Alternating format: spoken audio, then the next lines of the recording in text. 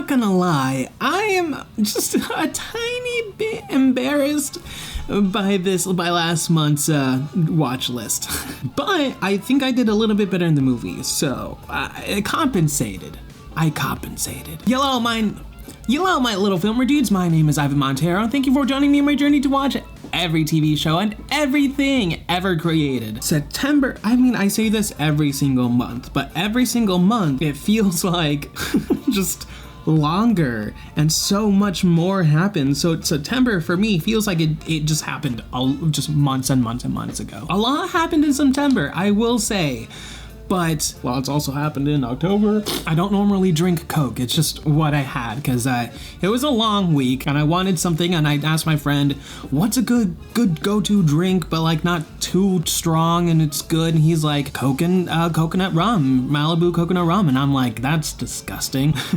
It's like, I don't like Coke. He's like, neither do I, but you gotta try this. So I said, why not? And I tried it and it was really, really good. I don't think I had the ratios correct yet, but I'm learning. But on to September. 4 are caught up, kept up, and finished in September. We only kept up with 2 shows, Harley Quinn Season 4 and Only Murders in the Building Season 3. Those are shows we started a couple months ago, but we finally concluded them in September.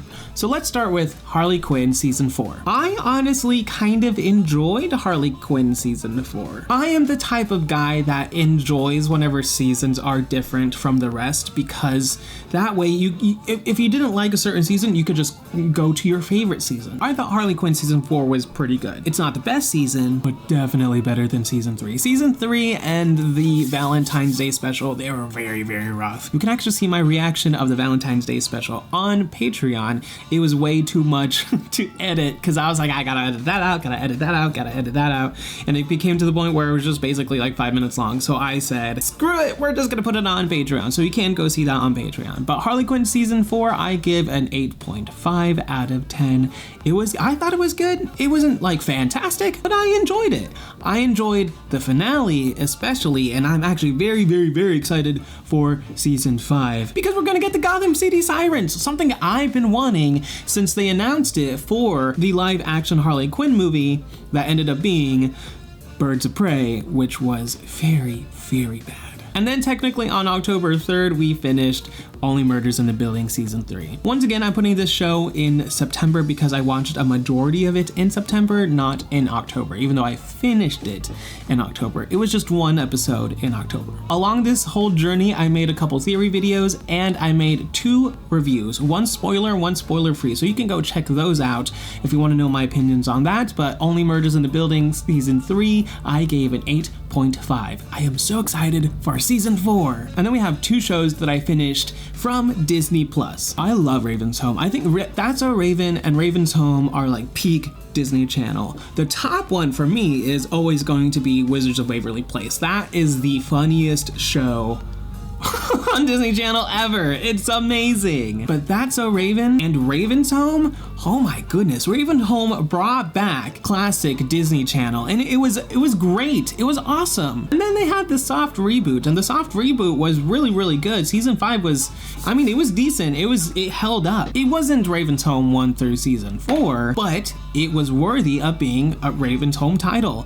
And then Season 6 came out. Season 6 was good. It's just a tiny bit rough here and there. Neil, of course, is the standout, and I want more Neil. That actor is so funny. I actually want a Raven's Home Season 7 and Season 8. I really do want them to continue making Raven's Home. It's so good. But Season 6 does get an 8. It wasn't as drop dead funny as the first few seasons, and I just think Season 5 is funnier than Season 6. So I give Season 6 an 8 out of 10. And then we finished Ahsoka, again technically on October 3rd, the day it came out, but once again I saw it all in September. I made reviews for Ahsoka, and I actually made a spoiler and a non-spoiler review together in one, so the first half is non-spoilers and the last half is spoilers for Ahsoka, so you can go ahead and check that out if you want to see my thoughts on that. But I give it an 8.5. I think it's better than The Mandalorian, in my opinion. I liked it. I like the ride. It's just, I like Ahsoka. She's great. And finally, we are in the month of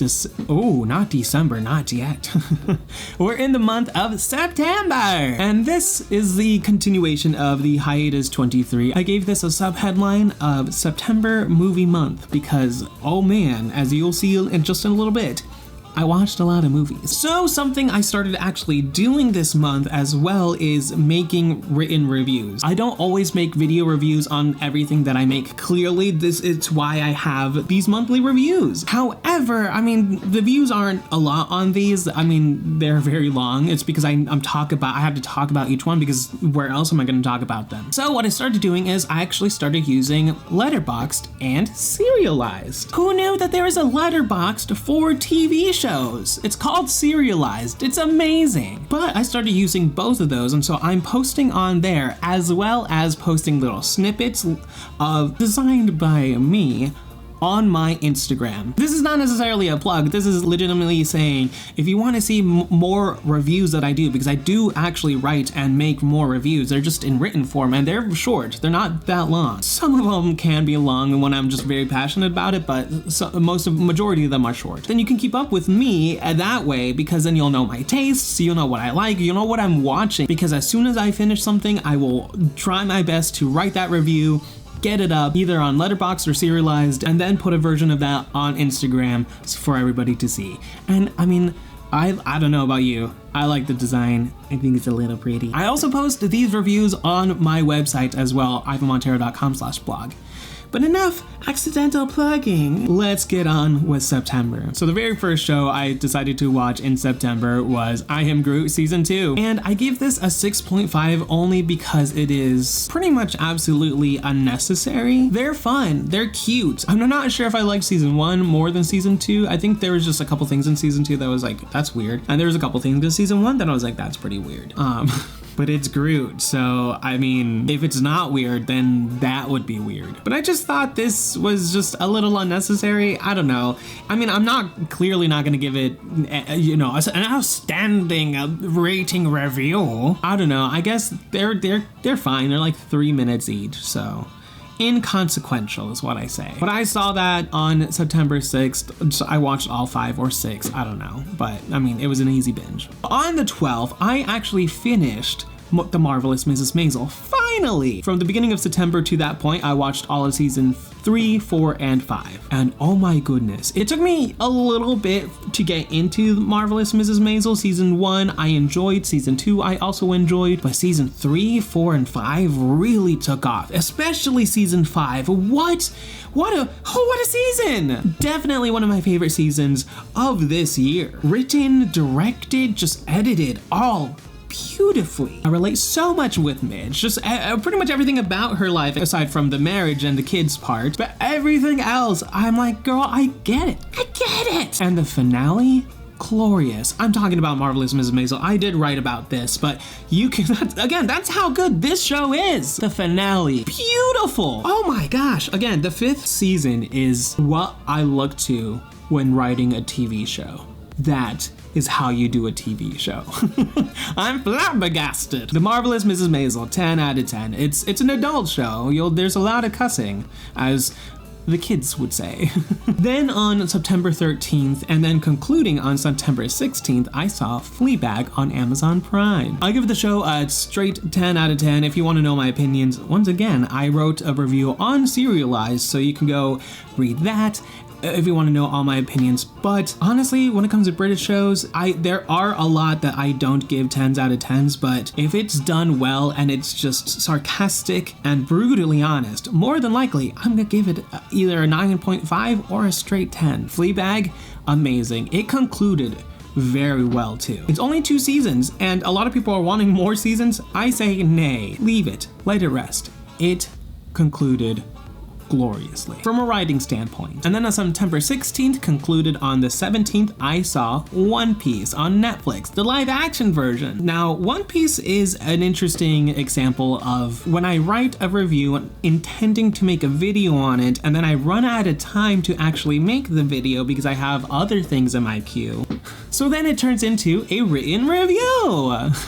So you can go ahead and read that on serialized as well. I mean, you're gonna hear me saying that a lot. But all in all, I loved One Piece. It got us 9.5 out of 10. I've not seen the original anime. I've seen like maybe a couple middle episodes here and there with some friends. But basically, I have no frame of reference for the live action One Piece. I saw the live action One Piece, saw that it was pirates, saw that it was superpower related, and I said, abso-freaking-lutely! And it was just so fun. What a fun ride. I loved it. And I hear everybody else loved it as well. And then on the 21st, finished on the 22nd, I watched Creamerie.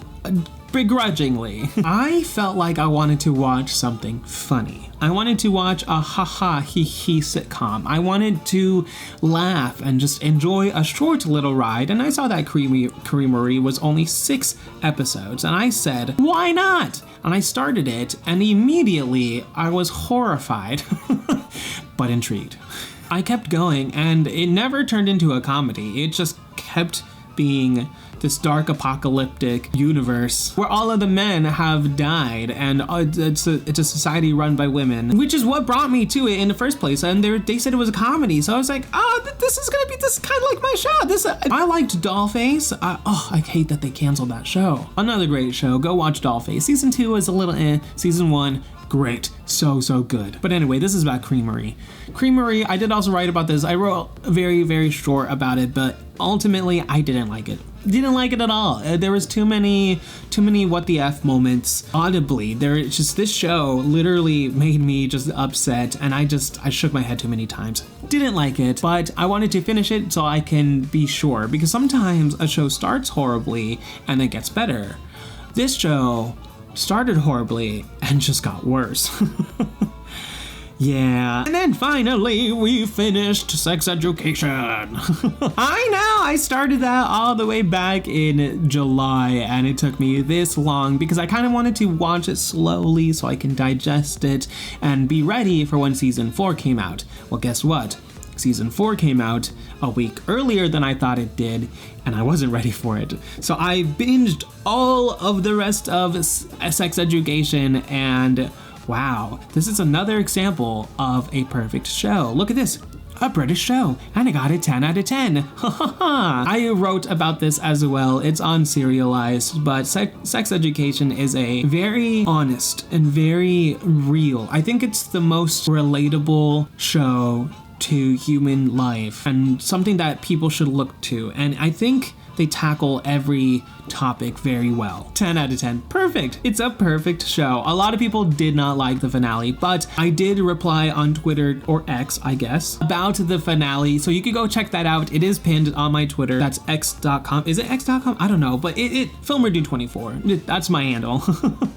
And it is pinned up there, so you can go check that out, and I'll hopefully leave a link to that tweet in below. But a lot of people retweeted it thinking it was very poetically said, and I didn't think it was it was so much so, but I mean, maybe I'm just underselling myself as a writer, who knows. But the tweet is in there. That's how I feel about the show. That's why I really like it, because of just the realness that is romance. I like the finale. That's all I'm gonna say. I liked it, and my tweet, that's the reason why. So, look at all these movies I saw in September. Let's go ahead and count these. 18 movies that I saw in September. Now, a lot of these are rewatches. These should actually be a darker gray so that you guys can see these. Once again, I was showing my friend all of the Star Wars movies kind of in order, pretty much in order. Just quickly running through these: Solo, Rogue One, Episode 5, Episode 6. I love all of these Star Wars movies. I love Star Wars. Star Wars is such a fun thing to watch. Even the sequel trilogy, though they're not that great, they're very fun to enjoy, I guess, the Star Wars feel of it all. It's Star Wars.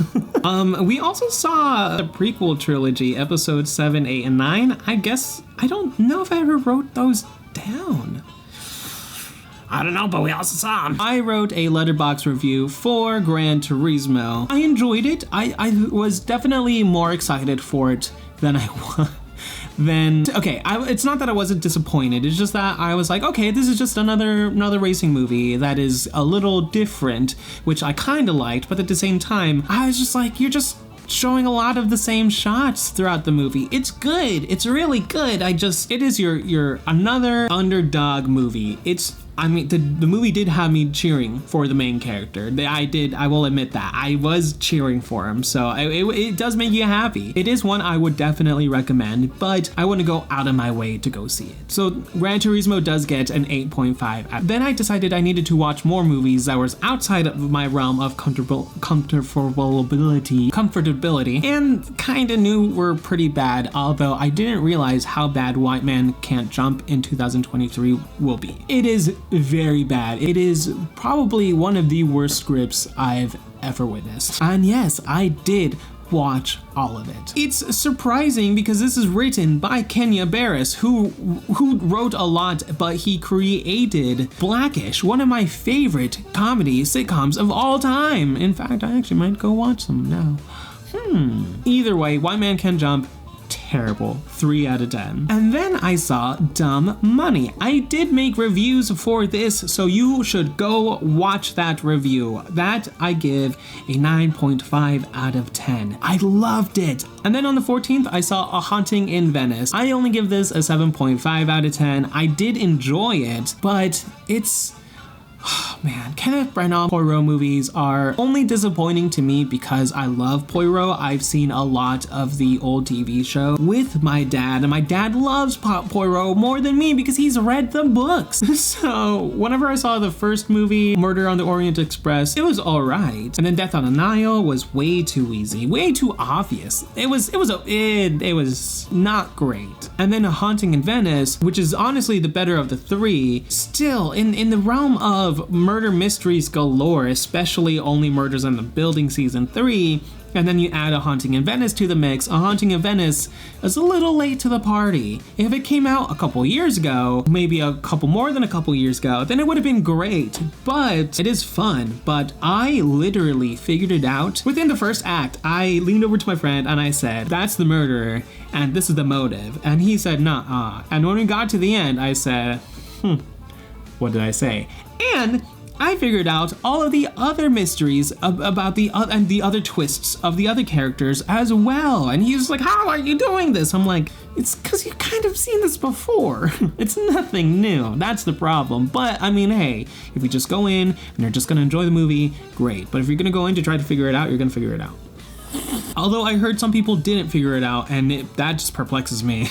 And then on the 15th, I saw Asteroid City. I was actually pretty excited about this one. I didn't like it either. At the end of the movie, I said, "What was the point of this?" And which is juxtaposition in of itself, and you're gonna have to watch a movie to understand it. But there is no tried and true point to this movie. There is, but at the same time, you work way too hard for it, and it's not even presented well. Nothing in the movie is presented well. Just everything is kind of all over the place, and the pacing is just really bad. I gave it a 5, which seems wrong now that I say it, but that's what I wrote down. I gave it a 5. Let me check. Yeah, I gave it a 5. I thought I gave it a 4.5, but nope. I gave it a 5. And then I saw Theater Camp. I gave it a 9.4. It's not, basically because I'm not sure if I could give it a 9.5. It just seems like not good enough to be a 9.5, but it's also not good enough to not deserve more than a 9.2. I have like a splinter in my thumb. But I also did write a letterbox review for Theater Camp. All of these I wrote reviews for, so you can go ahead and check out Theater Camp. I thought it was funny. It is on Hulu. I would say watch it if you can. I waited for this for a very long time. As soon as I saw the trailer months ago. And then when Theater Camp released and it wasn't released in my theater, I was devastated, and I was on the verge of buying it, and then I saw it was going to be released on Hulu for no extra cost, and I said, I can wait. And I waited, and I made my friend watch it with me, and we both enjoyed it. I enjoyed it a little bit more because I am a theater kid, so if you like theater, you're definitely gonna like this. It is a mockumentary of sorts. And then my friend and I saw Avengers Endgame to conclude the Infinity War saga. And again, this will get to 10 out of 10. Goes without saying. Loved it. Love Endgame. And then he showed me a scary movie, and I do give this a 5.5 out of 10. It's not necessarily my type of humor. I thought it was funny. I did laugh a lot, but I mean, in terms of the whole entire movie, I mean, I don't think anyone's gonna expect me to give it anything higher. It's just, I'm coming at it at a professional standpoint. But it's also not necessarily my type of movie that I would typically watch anyway. And then on the 16th, I finally saw No Hard Feelings. I've also been waiting to see this, and I was meaning to see this in the theaters. I just didn't really have any time at the time, but I finally saw it. I really did enjoy it. This is another one that I was gonna make a video review on, and then I ran out of time, so I turned it into a Letterboxd review. So you can go, again, read those thoughts, but I did give it an 8 out of 10. I thought it was cute. I thought it was nice. It is a movie that I would rewatch. There's a scene that makes me a little uncomfy, but I mean, it just goes to show how dedicated Jennifer Lawrence and Andrew Barth Feldman are to comedy. And then on the 18th, I saw Indiana Jones and the Dial of Destiny. I was really trying to get through 2023 movies this month. I mean, it was alright. I also didn't really enjoy it. It was a little bit of a downer. I loved how it was filmed. I loved how it was color graded. I loved all of the creative choices visually. But in terms of story, I thought it was just okay. The way I describe this without giving any spoilers away is, but we already got Logan. And honestly, why did we need this again? That's all I'm gonna say. And then on the 23rd, I finally saw Anchorman. I know, I've never seen Anchorman, and I thought it was pretty alright. I give it a 7.5 out of 10. And then on the 24th, I saw Spy Kids Armageddon, and I was actually very excited for this, and I saw it and I was insanely disappointed. I'm not really gonna talk more about this. You can read my review. I give it a 5 out of 10. It's just, I can't really talk about this. That's how bad it is. I didn't like it. Didn't like it at all. And then I saw Barbie in IMAX on the 25th, and let me tell you what, the experience, the movie, got that much better.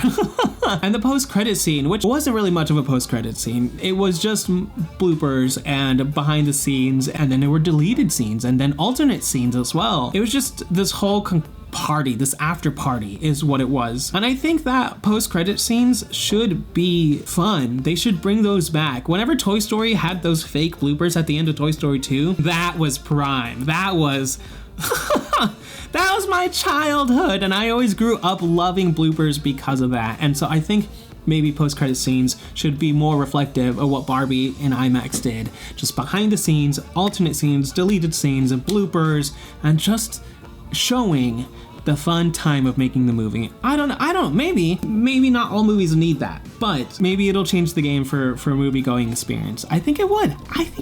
And then The Creator. That's the final movie I saw on the 27th in the month of September. I give this an 8.7. I thought it was pretty good.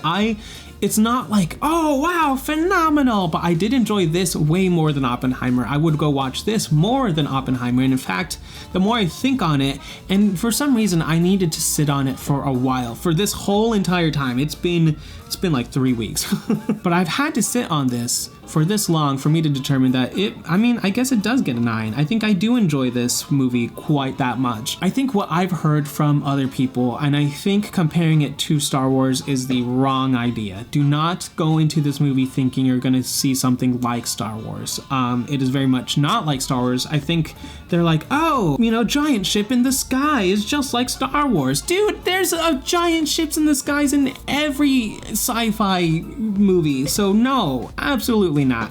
I think The Creator is a very well done solo independent movie, and I think a lot of reviewers were also saying, and I did see it, there is a Hollywood ending and a creative ending, and I kind of commend Gareth Edwards for going for the creative ending, because we need more movies that just stand alone and just conclude, and that's this movie. And I'm kind of excited. The more I talk about it, the more I'm thinking about it right now, the more I'm like, yes, 9 out of 10 for The Creator. I did enjoy this quite a bit. So if it's still in the movie theaters, might as well go watch it. There's not really that much to go watch in October, so I don't know why he said it like that, in October. So maybe I'll go watch The Creator again. Who knows? But that was it. That was all of the things that I watched in September. Way more movies than TV shows. October is a little bit of the opposite right now. It's just every month is different. But like I said, go ahead, check out my Letterboxd, my Serialized, my Instagram, and my website. All of my Sushi Media links are in the description below for you to check out on your own accord. But I do make reviews, written reviews, so you guys can still be a part of my life, while I can, I guess, still be a part of your life. So be sure to check those out, and I will see you next time. I was gonna say next month, but I mean, I'll see you next time in the next video, and you've just been modified.